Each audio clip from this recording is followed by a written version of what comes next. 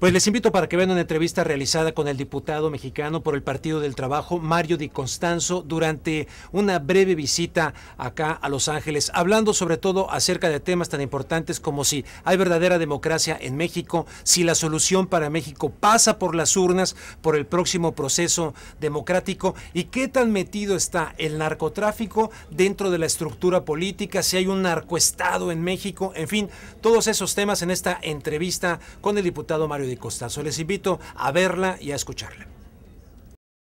¿Qué tan metida, qué tan metido está el narcotráfico en las próximas elecciones? Por ejemplo, Javier Sicilia me dijo, lo que tendríamos que pensar los mexicanos es por qué cártel vamos a votar. Yo dije, wow, suena fuerte, ¿no? Ustedes del Partido del Trabajo apoyan a Andrés Manuel López Obrador. ¿Qué tan metido está el narcotráfico en este proceso? Yo te diría que no hay manera de pensar que el narcotráfico está fuera del proceso electoral. Te voy a dar un ejemplo muy rápido. En México, el lavado de dinero, anualmente, el lavado de dinero oscila entre los 30 y 40 mil millones de dólares anuales en México. Eso significa entre el 65 y 70% del dinero en circulación. ¿Habrá o no dinero en campañas políticas? Es más fácil. ¿Eso incluye su partido? Eso incluye todos, porque ¿Todos no hay partidos? manera, vaya, no hay manera de PT, blindarte. todos. Sí, exactamente. Y el IFE no tiene diseñados los mecanismos para detectar el dinero del narcotráfico financiando una campaña política. O sea que vivimos en una narcocracia, o en México se vive una narcocracia. Vivimos en un narcoestado, sí, una narcoeconomía, ¿sí? Sí. A mí me parece que las cosas han llegado a un extremo en donde ya no distingues tú dónde está la línea que divide la política limpia y la narcopolítica, como sucede en la actividad económica también. Tú ya no sabes en qué actividades está metido dinero sucio. Yo creo que el intento que hubo por aprobar una ley contra el lavado de dinero, y eso te lo digo francamente porque así fue, en cuanto yo propuse que se considerara como una actividad vulnerable a las asociaciones religiosas y a los partidos políticos, en ese momento se detuvo la ley. Es verdaderamente absurdo que después de 60,000 muertos en una guerra absurda, únicamente tengas 20 sentencias por lavado de dinero en 5 años. Entonces yo creo que las posibilidades de que el narco esté metido en las campañas electorales y en la política son grandísimas, ya lo vimos en Michoacán.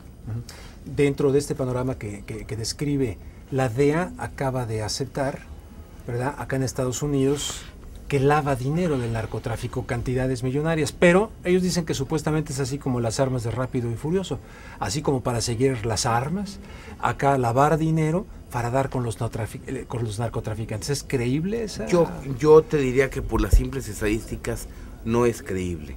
En México, por ejemplo, y te vuelvo a repetir este dato porque para mí es impresionante, en los últimos 5 años únicamente se han dado 20 sentencias por lavado de dinero. De estas 20, 5 son en flagrancia. Es decir, es gente que ha sido detenida en el aeropuerto transportando divisas, más que lavando dinero.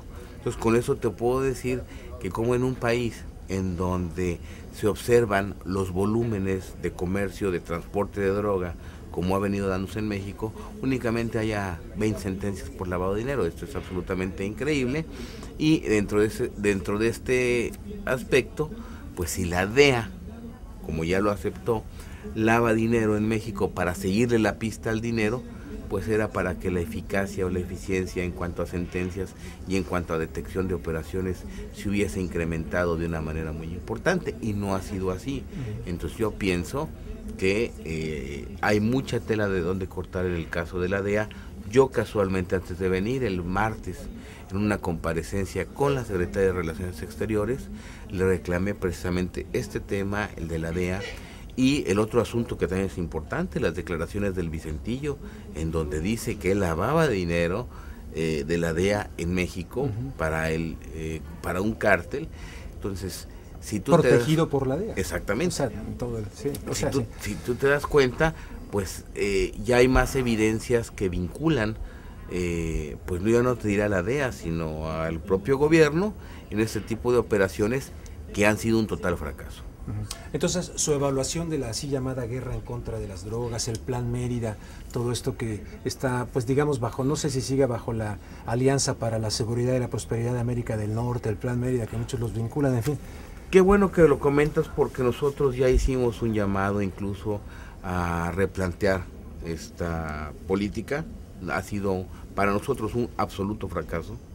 El otro día hacíamos cuentas, 60,000 muertos, 250,000 desplazados, 8,000 desaparecidos, los volúmenes de narcotráfico incrementándose, la violencia incrementándose, y como yo se lo dije a la Secretaría de Relaciones Exteriores, por unos cuantos pesos, yo creo que no ha valido la pena, ¿no?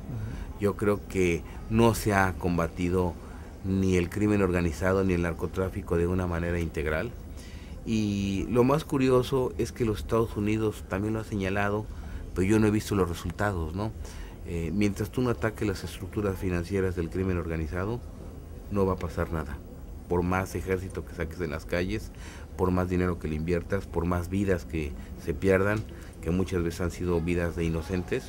Hay 40,000 huérfanos por esta guerra en México, pero mientras tú no hagas nada contra el lavado de dinero, no va a haber avances importantes, no hay manera. Entonces, si ese es el estado actual y vivimos en un narcoestado, bueno, viven en México en un narcoestado, porque yo vivo ahora acá, ¿qué podemos esperar de personajes como, por ejemplo, Andrés Manuel López Obrador?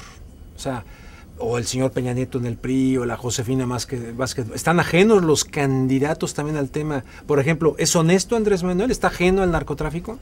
Bueno, ajeno tú dices en cuanto que esté recibiendo dinero del narcotráfico. Su campaña, la campaña del PT. Yo te puedo decir que sí, yo te puedo asegurar que sí está ajeno. Lo que no podemos detectar es en las campañas políticas que llegue dinero lavado, o que por ahí alguien lo reciba, ¿sí me explico? Sí. No es que el candidato, y puedo incluir a Peña Nieto y a Josefina, no es que a ellos los esté financiando, patrocinando el narcotráfico, sino que simplemente se hayan colado algunos lavadores, que es difícil también de detectar, y es difícil de tener el control de todos los personajes. Ahora, en esos no están ajenos. En donde yo creo que se debe tener una postura más clara, y yo creo que Andrés Manuel ha planteado hasta ahorita, es ¿qué vamos a hacer con el problema? ¿Qué se va a hacer? El candidato que gane, ¿qué va a hacer? Pero una postura más, yo te diría, más contundente, una estrategia más clara. Si bien es cierto que hay que atacar, que hay que dirimir si el ejército va a estar o no en las calles. Para mí es un punto muy importante. Ahorita la presencia del ejército en las calles para mí ha sido anticonstitucional. La Constitución delimita de manera muy clara la presencia o no del ejército en las calles. Hay muchos personajes acá en Estados Unidos, Joe Arpaio, el señor Perry, precandidato republicano, muchos que están constantemente en su retórica diciendo que debe entrar directamente el Pentágono a combatir el narcotráfico en México. ¿Cuál es la postura de usted como diputado? Mi postura sería que primero el narcotráfico también tiene que combatirse desde la demanda. Yo creo que mientras también exista la demanda de drogas en los Estados Unidos, pues siempre habrá un mercado. Ahorita está haciendo Latinoamérica, está haciendo México, pero yo creo que también Estados Unidos debería de hacer lo que le corresponde en su territorio. Yo creo que el tema de la demanda, el consumo de la droga, el tema del armamento y su venta, no te diré indiscriminada, pero de su fácil venta, pues son elementos en los que los Estados Unidos deben de trabajar. Y por su parte México debe trabajar en una mejor inteligencia investigadora, en una mejor inteligencia financiera, y yo creo que en un ámbito de corresponsabilidad, de cooperación en ambos países. Pero yo sí te lo digo como legislador, yo creo que ya muchas acciones de los Estados Unidos han vulnerado la soberanía nacional, y es algo que no se debería de permitir si ambas naciones están o tienen que tener una esfera de cooperación importante, como la han tenido mucho tiempo, como la han tenido en otros esquemas, como lo han tenido en otros sectores, pero así yo no lo he visto en materia de narcotráfico. Yo he visto ahí una vulneración de la soberanía nacional. Bueno, pero entonces pasa por las urnas la solución para México, porque tal pareciera que entonces vamos a tener otra elección, la del 2006 ya sabemos cómo estuvo, con muchas dudas, con muchas... Ahora, para poner a quien sea en el poder, pero realmente si no estamos viviendo una democracia profunda, una soberanía profunda en México, pasa por las urnas en este momento, en el 2012, la solución para un país que, parafraseando a López Portillo, de norte a sur y de este a oeste, pues está crucificado en esta violencia cotidiana.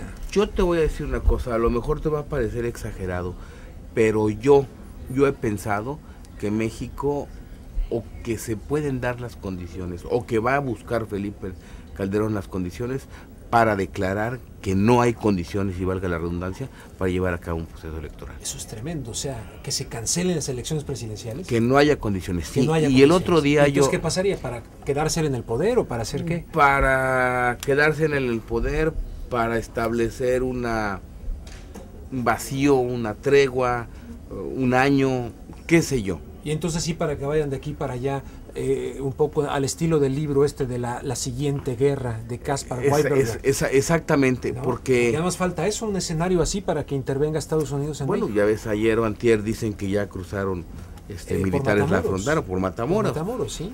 Pero fíjate que mi hipótesis no es tan errada. Josefina Vázquez Mota hace 2 o 3 días dijo lo mismo. Y si tú te pones a ver... ¿Qué dijo Josefina? Que podía haber, o que podían deteriorarse las condiciones para que no hubiese condiciones para llevarse a cabo una elección. Es muy grave porque es la primera vez que algún precandidato lo dice tal cual. Entonces, a mí sí me parece grave por lo que implicaría, pero me parece tan más grave por las condiciones de deterioro que se están dando en el país. Un año económicamente complicadísimo. Socialmente, pues tú sabes todo lo que está pasando. La violencia cada día más marcada. Estos no conflictos, pero estos ya esquemas o estos roces con personal militar en las fronteras, ¿no? Entonces, y por el otro lado, una falta de presencia absoluta del Estado, de las autoridades en ciertos territorios. Michoacán es un ejemplo muy claro, ¿no? Y la situación no ofrece componerse, es decir, no hemos tocado el fondo. O sea, antes de mejorar, ¿México se va a poner peor? Sí, antes de mejorar. Yo creo que se va a poner peor porque no ha habido ninguna acción gubernamental que haga que las condiciones se reviertan. Es decir, para cambiar el punto de inflexión, tendríamos que estar haciendo algo. Alguna modificación, algún cambio de estrategia, algo. Eso no se ha hecho, entonces no hay motivos para que cambiemos esta tendencia negativa que se observa. Es como todo, ¿no? En la economía, pues si tú te vas a recuperar, alguna acción debiste llevar a cabo. Aquí es lo mismo, no ha habido nada. ¿Por qué es tan polémica y por qué ustedes rechazan la Ley Nacional de Seguridad que propone Felipe Calderón? Bueno, porque nuestra Constitución establece claramente que en épocas de paz el ejército debe estar en sus cuarteles. Y lo que hace la Ley de Seguridad Nacional... Pero dices que no hay paz, hay una guerra en contra del narcotráfico. Pero entonces que la declare. Es decir, si hay una guerra, hay un procedimiento establecido en la Constitución para declarar una guerra y para establecer el estado de excepción, la desaparición de garantías en ciertos territorios. Lo marca la Constitución, y es que el presidente le haga una solicitud al Congreso, pero no que arbitrariamente diga, hay una guerra, voy a sacar al ejército, voy a disponer de las Fuerzas Armadas como él quiere. Entonces, ¿qué tratan de hacer con la Ley de Seguridad Nacional? Dicen, es que el ejército ya está en las calles. Vamos a sacar una ley para regular su presencia. Nosotros decimos, no podemos regular algo que está mal de origen. Luego entonces, la Ley de Seguridad Nacional no funciona para nosotros porque quiere reglamentar la presencia del ejército en las calles. Entre otras cosas, ¿no? Entre otras cosas. Que son realmente terminar con muchas libertades civiles en México, en el nombre de la seguridad, ¿no? Que a eso iba el segundo paso. Lo que pretende establecer es la posibilidad de establecer un estado de excepción de manera unilateral por parte del presidente de la República. Y eso pues es muy riesgoso que en una democracia que eso exista. Es una ley totalitaria que nos estaría regresando a la época de Latinoamérica de los años 70, donde se justificarían los cateos, donde se justificaría detener a la gente en la calle para cuestionarla, para interrogarla, para revisar tipo de prueba ni nada, y por el ejército, sin ningún tipo de orden. Entonces, eso es un retroceso que no podemos permitir en un país como México y que ha sido el punto central de discusión en ese tema de la Ley de Seguridad Nacional, y que todavía ayer o antier hubo un intento por, ahora sí que hacer el último intento en la Cámara de Diputados porque se aprobara. Entonces, ¿cuál es la esperanza para los mexicanos, que creo que son mayoría en realidad, los mexicanos que siempre han trabajado, quieren seguir trabajando, los que se vienen para acá, que se parten el lomo acá trabajando, de tener un país o de ver un país al que puedan regresar pensando, por ejemplo, en los paisanos acá, o ver a un México, caramba, que teníamos de niños, que es muy distinto a lo que tenemos ahora? Mira, yo creo que tiene que haber un proceso, tiene que cambiar muchas cosas, pero tiene que haber un profundo cambio. No solamente económico, tiene que haber un cambio de orden económico, social, político. De no ser así, creo que las cosas difícilmente se van a componer. Algo que mis preguntas no hayan provocado, generado, que usted quisiera agregar para la audiencia de Telemundo y la audiencia de acá.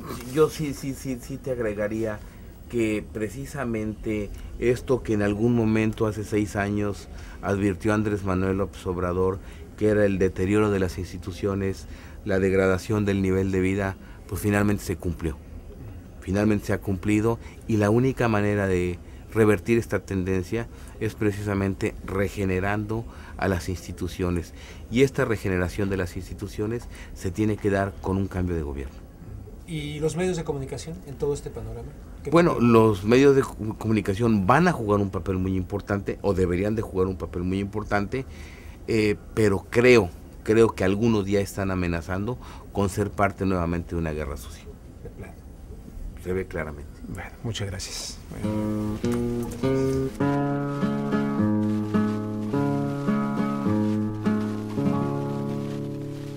Aunque el pájaro vuela en el frijolar, a los pobres nos falta abrigo y paz.